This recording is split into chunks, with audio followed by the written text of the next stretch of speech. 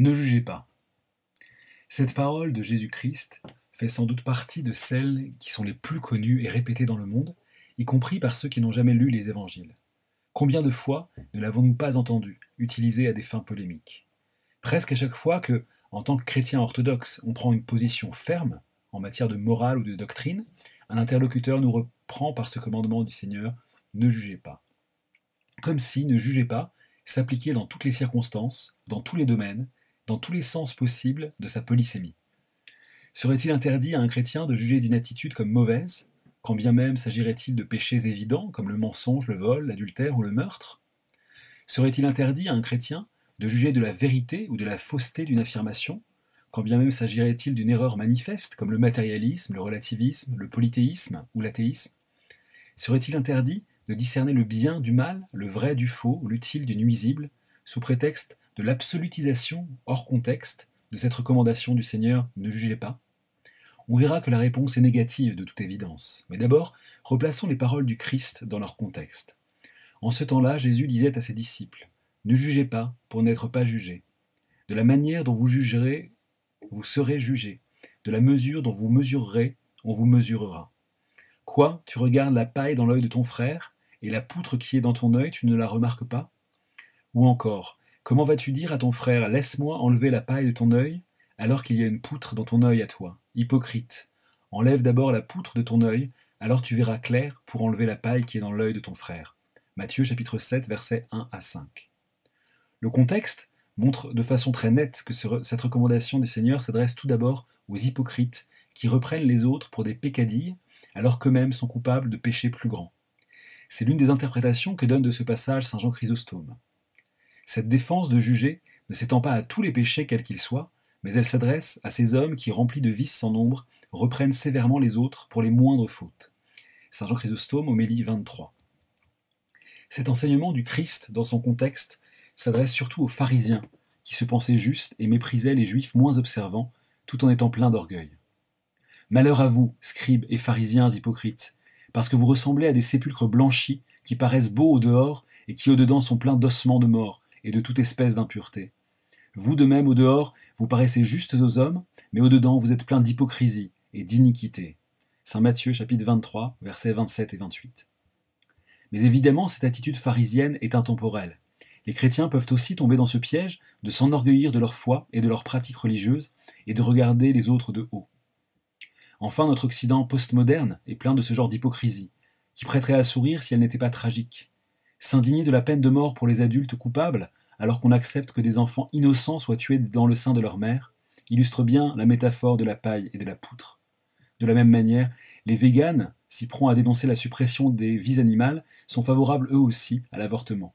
Hypocrisie criante. Pourtant, cette recommandation du Seigneur est plus large, elle ne s'adresse pas qu'à certains, mais à tous. En quel sens? D'abord, pour éviter les contresens, il faut éclairer cet enseignement par d'autres passages des Divines Écritures. Malheur à ceux qui appellent le mal bien et le bien mal, qui changent les ténèbres en lumière et la lumière en ténèbres, qui changent l'amertume en douceur et la douceur en amertume. Le prophète Isaïe, chapitre 5, verset 20. Il ne s'agit donc pas de ne pas faire de distinction entre le bien et le mal. Il ne s'agit pas non plus de ne pas tenter de corriger les péchés.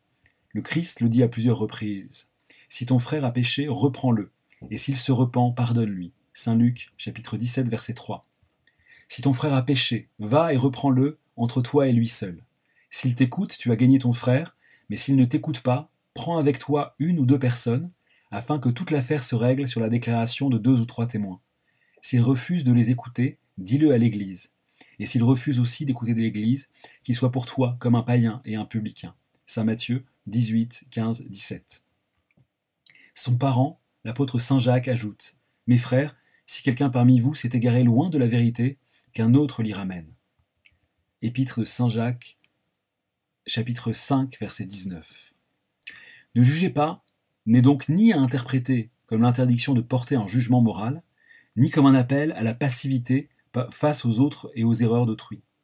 C'est en réalité un appel au pardon, à la miséricorde, à la mansuétude, à ne pas confondre la personne et l'acte, le frère et la faute, le pécheur et le péché. Notre Seigneur ne nous défend pas ici de reprendre nos frères par un principe de charité, mais il interdit seulement aux chrétiens de se mépriser les uns les autres par une vaine affectation de justice. Aussi ne dit-il pas « N'arrêtez pas celui qui pêche, mais ne jugez pas, c'est-à-dire ne soyez pas un juge sévère. Reprenez à la bonne heure, non pas comme un ennemi qui veut se venger, mais comme un médecin qui cherche à guérir. » Saint Jean Chrysostome.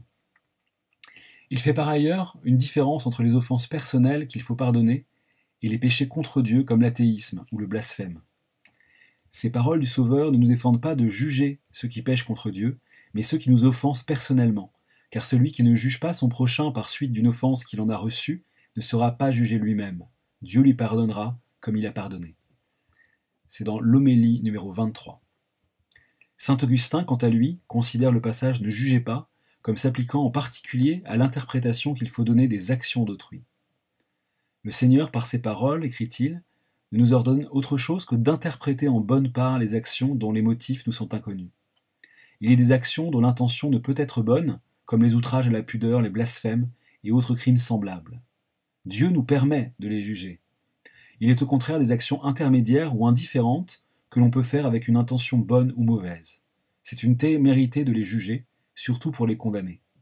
Ne blâmons donc pas les actions dont nous ne connaissons pas l'intention, et quant à celles qui sont manifestement mauvaises, ne les reprenons pas de manière à rendre impossible la guérison. Ainsi la parole du Christ, ne jugez pas, est-elle l'objet d'un contresens presque systématique. En effet, elle ne doit pas être interprétée comme un impératif catégorique empêchant toute prise de position morale ou doctrinale. Au contraire, est-elle un exigeant appel au discernement et au perfectionnement. Car pour enlever la poutre de son propre œil, il faut une vision claire de ses propres péchés et manquements, qui implique que l'on soit à soi-même un juge implacable. Le Christ nous appelle à être parfait comme notre Père céleste est parfait, c'est-à-dire à juger du bien et du mal, du vrai et du faux, de l'utile et du nuisible. Il nous appelle à devenir de vrais disciples, mettant en application les recommandations des apôtres, auxquels le Seigneur a promis qu'il jugerait sur 12 trônes les 12 tribus d'Israël. Matthieu 19, 28. Saint Paul, épître aux Galates, frères, si un homme vient à être surpris en quelque faute, vous qui êtes spirituels, redressez-le avec un esprit de douceur. Prends garde à toi-même, de peur que tu ne sois aussi tenté. En conclusion, par l'injonction ne jugez pas, le Christ ne nous appelle ni au laxisme, ni au relativisme. Il a lui-même été très sévère avec les Sadducéens, les pharisiens et les marchands du temple. Ce contre quoi il nous met en garde, c'est l'hypocrisie, le jugement téméraire des intentions, la dureté envers les autres sous prétexte de vertu. Lui qui était la pureté même, il n'a pas voulu qu'on lapidât la femme adultère. Pour autant, il ne lui a pas dit que sa faute n'avait aucune gravité. Il lui dit, comme à nous tous, va et ne pêche plus.